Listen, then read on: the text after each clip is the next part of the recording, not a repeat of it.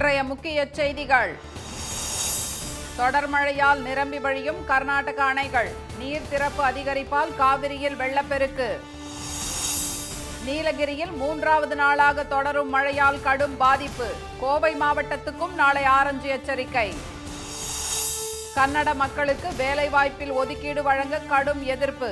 தொழில்துறையினர் கண்டனத்தால் சித்தராமையா அரசு தவிப்பு. சிறையிலேயே இருக்க வேண்டும் என்ற வஞ்சக எண்ணத்துடன் கைது. சிபிஐ மீது உச்சநீதிமன்றத்தில் கெஜ்ரிவால் குற்றச்சாட்டு.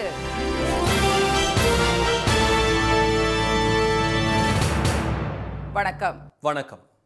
கர்நாடகாவில் நிரம்பி வழியும் அணைகளால் காவிரியில் வினாடிக்கு 50,000 கன அடிக்கு மேல் தண்ணீர் திறந்துவிடப்பட்டுள்ளது. அம்மாநிலத்தில் காவிரி நீர்பிடிப்பு பகுதிகளில் தொடர்ந்து கனமழை பெய்து வருகிறது. இதனால் கபினி, ஹாரங்கி அணைகள் முழு கொள்ளளவை எட்டிவிட்டன. கபினியிலிருந்து வினாடிக்கு 45,000 கனஅடி தண்ணீர் திறந்துவிடப்பட்டுள்ளதால் கபிலா நதியில் வெள்ளப்பெருக்கு ஏற்பட்டுள்ளது. இதனால் நஞ்சங்கூடு நஞ்சுண்டேஸ்வர சுவாமி கோயில் அருகிலுள்ள 16 கால் மண்டபம் நீரில் மூழ்கியது. அந்த கோயிலுக்கு செல்லவும் குளிக்கவும் தடை விதிக்கப்பட்டுள்ளது. ஹாரங்கி அணையிலிருந்து வினாடிக்கு 20,000 கனஅடி தண்ணீர் வெளியேற்றப்படுவதால் 125 அடி உயர KRS அணையின் நீர்மட்டம் 110 அடியை தாண்டியுள்ளது. இதே நிலை நீடித்தால் இன்னும் 4 நாட்களில் KRS அணை முழு கொள்ளளவை எட்டும் என எதிர்பார்க்கப்படுகிறது. சிக்மங்களூரு மற்றும் ஹாசன் மாவட்டங்களில் கனமழை பெய்வதால் ஹேமாவதி அணை ஒரு வாரத்தில் நிரம்பும் என எதிர்பார்க்கப்படுகிறது. குடகு மாவட்டத்தில் பெய்து வரும் கனமழையால் கொய்நாடி கிராமத்தில் உள்ள மேல்நிலைப் பள்ளியின் மீது மண் சரிந்து விழுந்து கட்டிடம் முழுவதும் சேதமானது. அம்மாவட்டத்தில் பாகமண்டலா பகுதியில் உள்ள திரிவேணி சங்கமத்தில் நீர்மட்டம் உயர்ந்து நாபோக்லு சாலையில் வெள்ளம் பெருக்கெடுத்து போக்குவரத்து துண்டிக்கப்பட்டுள்ளது. கார்வார் மாவட்டம் ஷிரூரு பகுதியில் பெய்த பெருமழையால் கங்கவள்ளி ஆற்றில் வெள்ளப்பெருக்கு ஏற்பட்டுள்ளது.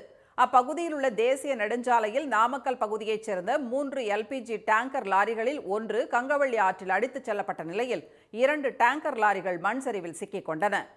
மண் சரிவில் சிக்கி இறந்த லாரி ஓட்டுநர் சின்னண்ணன் உடல் மீட்கப்பட்ட நிலையில் மற்றும் 2 மீட்கும் பணிகள் வேகப்படுத்தப்பட்டுள்ளன. இதனிடையே கபினி அணையிலிருந்து வினாடிக்கு 45,000 கன அடியும், நுகுவிலிருந்து 5,000 கன அடி, KRS அணையிலிருந்து 500 கன அடி என மொத்தம் 50,500 கன அடி தண்ணீர் காவிரியில் திறக்கப்பட்டுள்ளது. இதனால் ஒகேனக்கல் அருவி ஆற்றில் வரும் நீரின் அளவு வினாடிக்கு 22,000 கன அடியாக அதிகரித்துள்ளது. அங்குள்ள அருவிகளில் வெள்ளம் ஆர்ப்பரித்து கொட்டுவதால் குளிக்கவும் பரிசல் இயக்கவும் 2வது நாளாக தடை நீடிக்கிறது.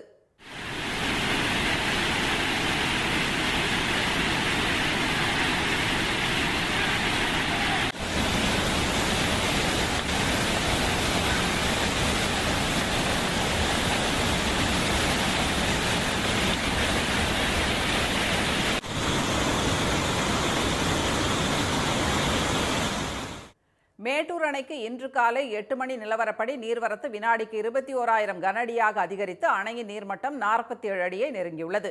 நாளை மேட்டூர் அணைக்கு வினாடிக்கு 35,000 முதல் 40,000 கன அடியாக நீர்வரத்து அதிகரிக்கும் என எதிர்பார்க்கப்படுகிறது. இதனிடையே கர்நாடகாவின் தென் மாவட்டங்களுக்கு இன்றும் நாளையும், கடலோர மாவட்டங்களுக்கு நாளையும் ரெட் அலர்ட் விடப்பட்டுள்ளது. கேரள மாநிலம் வயநாடு மாவட்டத்திற்கு இன்று ரெட் அலர்ட்டும், கோட்டயம், எர்ணாகுளம், இடுக்கி, மலப்புரம், கோழிக்கோடு, காசர்கோடு, கண்ணூர் ஆகிய மாவட்டங்களுக்கு இன்றும் நாளையும் ஆரஞ்சு அலர்ட்டும் விடப்பட்டுள்ளது. நீலகிரி மாவட்டத்தில் கனமழை நீடிக்கும் நிலையில் இன்று அதி கனமழைக்கான ரெட் அலர்ட்டும், கோவைக்கு ஆரஞ்சு அலர்ட்டும் விடப்பட்டுள்ளது. உதகை, கூடலூர் பகுதிகளில் 3 நாட்களாக கனமழை கொட்டி வருகிறது. பாடந்துறை பகுதியில் 50க்கும் மேற்பட்ட வீடுகளை ஆற்று வெள்ளம் சூழ்ந்தது. கூடலூர் உதகை தேசிய நெடுஞ்சாலையில் மரம் விழுந்து 2 மணி நேரம் போக்குவரத்து பாதிக்கப்பட்டது. உதகை ஒசட்டி பகுதியில் சாலையில் மண் சரிந்து போக்குவரத்து பாதிக்கப்பட்டது. இத்தலார் பகுதியில் மண் சரிவால் 5 வீடுகள் பாதிக்கப்பட்டன. கோக்கால் பகுதியில் முதியோர் இல்லத்தின் சுவர் விரிசல் ஏற்பட்டதால் அங்கிருந்தவர்கள் பாதுகாப்பான இடங்களில் தங்க வைக்கப்பட்டுள்ளனர். அவலாஞ்சியில் சூறைக்காற்றுடன் தொடரும் கனமழையால் 5 ஏக்கர் பரப்பில் அமைக்கப்பட்டிருந்த பசுமை குடில்கள் சேதமடைந்தன. 100கணக்கான ஏக்கர் மலை காய்கறி தோட்டங்களுக்குள் மழை வெள்ளம் பெருக்கெடுத்து ஓடுவதால் விவசாயிகள் கடுமையாக பாதிக்கப்பட்டுள்ளனர்.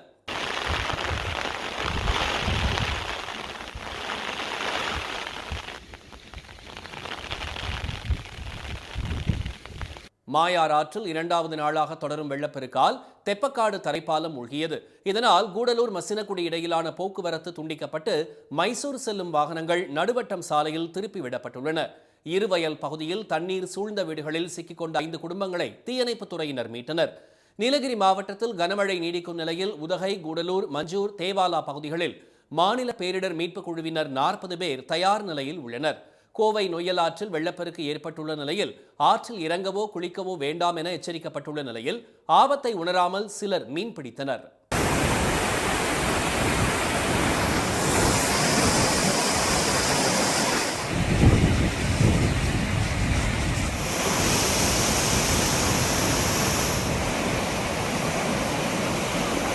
மேற்கு தொடர்ச்சி மலை மாவட்டங்களில் தொடர் மழையால் மேட்டுப்பாளையம் பில்லூர் அணை நிரம்பி வழிகிறது. அணைக்கு வரும் 16,000 கன அடி நீரும் அப்படியே வெளியேற்றப்படுகிறது. கோவை அருகே உள்ள 50 அடி உயர சிறுவாணி அணையின் நீர்மட்டம் கடந்த 2 நாட்களில் 7 அடி உயர்ந்து 39 அடியை எட்டியுள்ளது. பொள்ளாச்சி ஆழியார் அணையின் நீர்மட்டம் 96 அடியாகவும் 105 அடி உயர பவானிசாகர் அணையின் நீர்மட்டம் 75 அடியாகவும் அதிகரித்துள்ளது. கடந்த 24 மணி நேரத்தில் அதிகபட்சமாக அவலாஞ்சியில் 34 சென்டிமீட்டர், அப்பர் பவானியில் 22 சென்டிமீட்டர், தேவாலாவில் 15 சென்டிமீட்டர் மழை பெய்துள்ளது.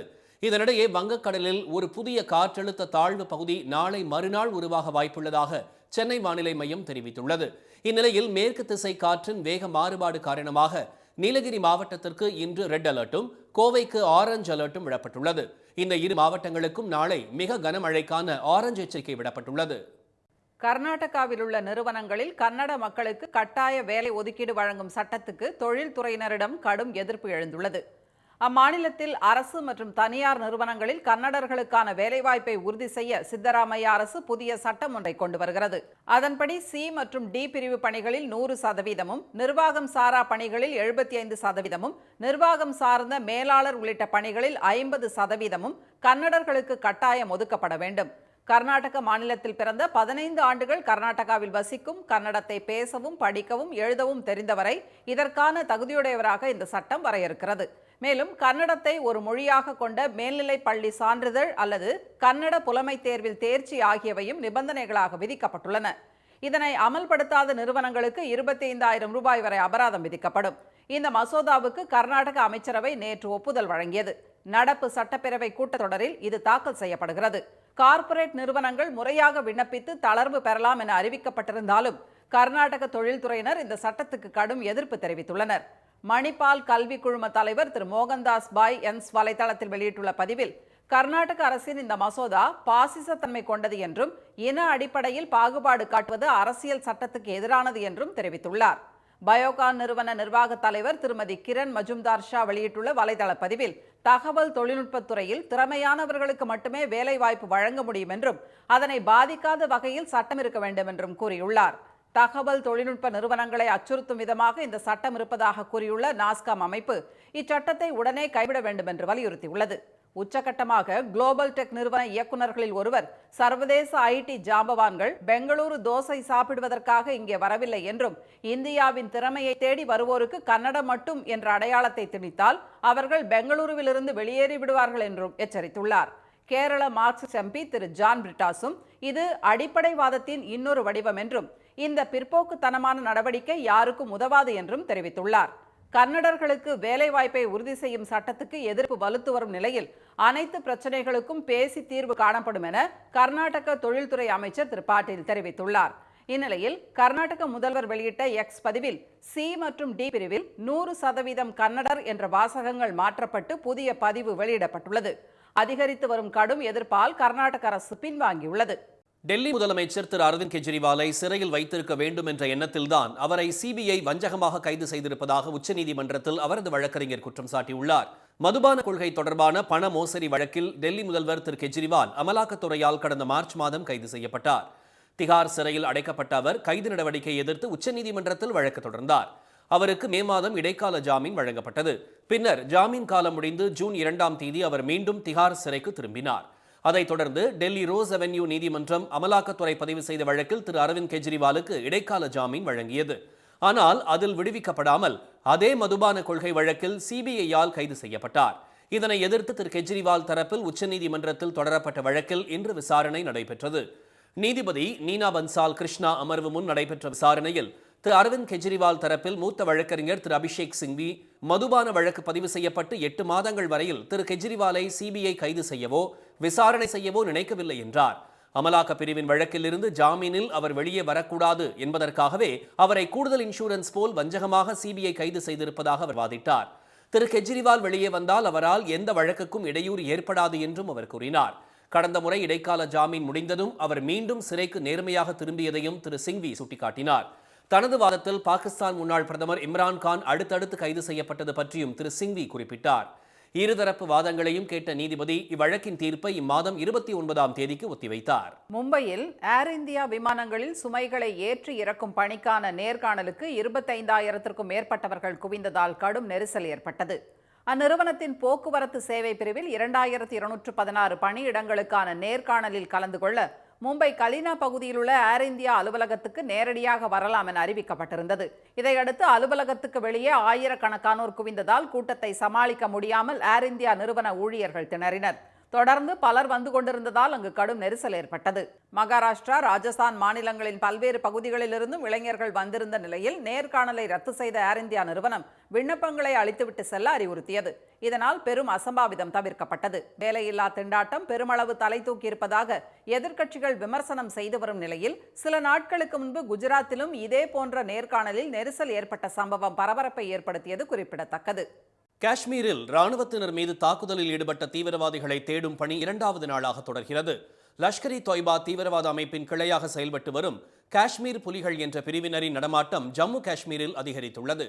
இந்நிலையில் டோடா மாவட்டம் தேசா வனப்பகுதியை ஒட்டிய தாரிகோடா உரார்பாகி என்ற இடத்தில் பதுங்கியிருந்த தீவிரவாதிகளுக்கும் பாதுகாப்பு படையினருக்கும் இடையே நடந்த துப்பாக்கிச் சண்டையில் ராணுவ அதிகாரி ஒருவர் உட்பட 4 வீரர்களும் ஒரு காவலரும் உயிரிழந்தனர். தப்பியோடிய தீவிரவாதிகளை பிடிக்க மோப்ப நாய்கள் மற்றும் ஹெலிகாப்டர்கள் உதவியுடன் கூடுதல் படையினர் தேடுதல் வேட்டையில் ஈடுபட்டுள்ளனர். ட்ரோன் உதவியுடன் கண்காணிக்கப்பட்டு காஷ்மீரின் பல பகுதிகளில் தேடுதல் தீவிரப்படுத்தப்பட்டுள்ளது. இதனிடையே டோடா மாவட்ட வனப்பகுதிகளில் இன்று தீவிரவாதிகளுக்கும் பாதுகாப்பு படையினருக்கும் இடையே 2 முறை துப்பாக்கிச் சண்டை நடைபெற்றதாக அதிகாரிகள் கூறினர். தீவிரவாதத்தை வேரோடு அகற்றவும் ஜம்மு காஷ்மீரில் அமைதியை நிலைநாட்டவும் வீரர்கள் உறுதியுடன் போராடி வரும் நிலையில் தீவிரவாதிகளை பிடிக்க தேடுதல் வேட்டை தொடர்வதாக ராணுவம் தெரிவித்துள்ளது. ஜம்முவில் 2021ஆம் ஆண்டு முதல் நடந்த தாக்குதல்களில் 52 பாதுகாப்பு படை வீரர்கள் உட்பட 70 பேர் உயிரிழந்தனர். பெரும்பாலான உயிரிழப்புகள் ஏற்பட்ட ரஜோரி, பூஞ்ச் மாவட்டங்களில் மட்டும் 54 தீவிரவாதிகள் கொல்லப்பட்டனர். இனி வருவது செய்தி துளிகள். கர்நாடகாவில் தொடர் கனமழை காரணமாக ஏற்பட்ட மண் சரிவில் ஒரே குடும்பத்தைச் சேர்ந்த 5 பேர் பலியான நிலையில் உயிரிழந்தோர் எண்ணிக்கை மேலும் அதிகரிக்கும் என அஞ்சப்படுகிறது. உத்தர கன்னடா மாவட்டம் அங்கோலா தாலுகாவில் ஷிரூர் என்ற கிராமத்தின் அருகே மண் சரிவு ஏற்பட்ட போது மலையடிவாரத்தில் இருந்த வீட்டில் இருந்த 5 பேர் பரிதாபமாக உயிரிழந்தனர். மண் சரிவில் மேலும் 12 பேர் சிக்கியிருக்கலாம் என்று மீட்புப் பணியில் ஈடுபட்டுள்ள பேரிடர் மீட்புப் படையினர் தெரிவித்துள்ளனர். அருகிலேயே கங்காவதி நதி இருக்கும் நிலையில் மண் சரிவின் போது சிலர் நதியில் அடித்துச் செல்லப்பட்டிருக்கலாம் என்ற சந்தேகத்தில் நதியிலும் மீட்புப் படையினர் தேடி வருகின்றனர். கள்ளக்குறிச்சி விஷச்சாராய விவகாரத்தை கண்காணித்து நடவடிக்கை எடுக்க தவறிய தனிப்பிரிவு காவல் ஆய்வாளர் உட்பட 7 காவலர்கள் காத்திருப்போர் பட்டியலுக்கு மாற்றப்பட்டுள்ளனர். அங்கு விஷச்சாராய விவகாரத்தை கண்காணிக்காமல் அலட்சியமாக செயல்பட்டதற்காக கள்ளக்குறிச்சி தனிப்பிரிவு காவல் ஆய்வாளர் சண்முகம் உட்பட 7 பேர் மீது துறை ரீதியான விசாரணை நடத்தப்பட்டு அதன் அடிப்படையில் நடவடிக்கை எடுக்கப்பட்டுள்ளது. காவிரியில் தண்ணீர் திறந்துவிடுமாறு கர்நாடக காங்கிரஸ் அரசை வலியுறுத்துவோம் என்று புதுச்சேரி எம்பி திரு வைத்திலிங்கம் தெரிவித்துள்ளார். செய்தியாளர்களிடம் பேசிய அவர் இது தொடர்பாக கடிதம் எழுதப்படும் என்று தெரிவித்தார். காவிரி நீர் தொடர்பாக புதுச்சேரி அரசு அனைத்துக் கட்சி கூட்டத்தை கூட்ட வேண்டும் என்று கூறிய அவர் சட்டமன்றத்தையே கூட்ட முன்வராத முதலமைச்சர் திரு ரங்கசாமி அனைத்துக் கட்சி கூட்டத்தை நடத்துவாரா என்று விமர்சித்தார். தமிழ்நாட்டில் திமுக தலைமையிலான இந்தியா கூட்டணியை சிறுபான்மையினர் ஆதரித்ததால் மதுரை மக்களவைத் தொகுதியில் அதிமுக தோல்வியடைந்ததாக முன்னாள் அமைச்சர் திரு செல்லூர் ராஜு தெரிவித்துள்ளார். மதுரை கோச்சடையில் பேசிய அவர் அதிமுக மேற்கொண்ட பிரச்சாரத்தை மக்கள் ஏற்றுக்கொள்ளவில்லை என்று கூறினார். அதிமுக ஒன்றிணைவது குறித்த கேள்விக்கு வெயிட் அண்ட் சீ என்று திரு செல்லூர் ராஜு பதிலளித்தார். திருவண்ணாமலை அண்ணாமலையார் கோயிலின் 14 கிலோமீட்டர் தொலைவு கொண்ட கிரிவல பாதையில் மாவட்ட ஆட்சியர் திரு பாஸ்கர பாண்டியன் சைக்கிளில் சென்று ஆய்வு செய்தார். அப்போது மத்திய பேருந்து நிலையத்தில் முறையாக டோக்கன் வழங்காமலும் சுகாதாரமற்ற முறையிலும் இருந்த கட்டண கழிப்பிட ஒப்பந்தத்தை ரத்து செய்து அவர் உத்தரவிட்டார். வாணியம்பாடி அருகே வகுப்பறையில் போதைப் பொருள் பயன்படுத்தியதாக பள்ளி மாணவர்கள் 7 பேர் 1 வாரம் சஸ்பெண்ட் செய்யப்பட்டுள்ளனர். வள்ளிப்பட்டு அரசு மேல்நிலைப் பள்ளியில் படித்து வரும் அந்த மாணவர்களின் நடவடிக்கையில் சந்தேகம் எழுந்ததால் அவர்களின் பைகளை சோதனையிட்ட போது அதில் கஞ்சா போன்ற போதைப் பொருள் இருந்தது தெரியவந்தது. காரைக்குடியில் 50% தள்ளுபடியில் குறைந்த விலையில் விற்பனை செய்யப்பட்ட பட்டு சேலைகளை ஏராளமான பெண்கள் இரவிலிருந்தே காத்திருந்து வாங்கிச் சென்றனர். தனியார் ஜவுளி நிறுவனம் ஒன்று ஆண்டுதோறும் நடத்தும் விற்பனை முகாமில் காஞ்சிபுரம், திருபுவனம் பட்டுப்புடவைகள் விற்கப்படுகின்றன.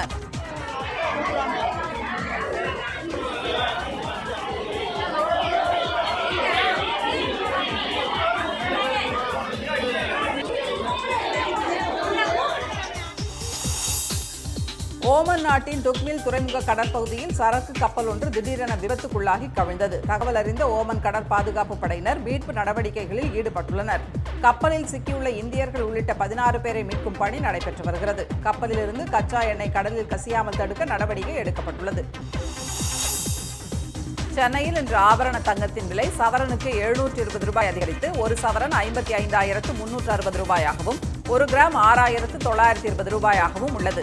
வெள்ளி விலை கிராமுக்கு 1 ரூபாய் அதிகரித்து ஒரு கிராம் 100 ரூபாய் 50 காசுகளாக உள்ளது. மீண்டும் இன்றைய முக்கிய செய்திகள். தொடர் மழையால் நிரம்பி வழியும் கர்நாடக அணைகளிலிருந்து கூடுதல் நீர் திறக்கப்பட்டுள்ளதால் காவிரியில் வெள்ளப்பெருக்கு ஏற்பட்டுள்ளது. கர்நாடகாவில் உள்ள நிறுவனங்களில் கன்னட மக்களுக்கு கட்டாய வேலை ஒதுக்கீடு வழங்கும் சட்டத்துக்கு தொழில்துறையினரிடம் கடும் எதிர்ப்பு எழுந்துள்ளது. சிறையிலேயே வைத்திருக்க வேண்டும் என்ற எண்ணத்தில்தான் சிபிஐ வஞ்சகமாக கைது செய்திருப்பதாக உச்சநீதிமன்றத்தில் அரவிந்த் கெஜ்ரிவால் குற்றம் சாட்டியுள்ளார். இத்துடன் இந்த செய்திகள் நிறைவடைகின்றன. மீண்டும் சன் டிவியில் செய்திகள் நாளை காலை 7:30 மணிக்கு. செய்திகளை உடனுக்குடன் தெரிந்து கொள்ள சன் நியூஸ் தொலைக்காட்சியை பாருங்கள். வணக்கம். வணக்கம்.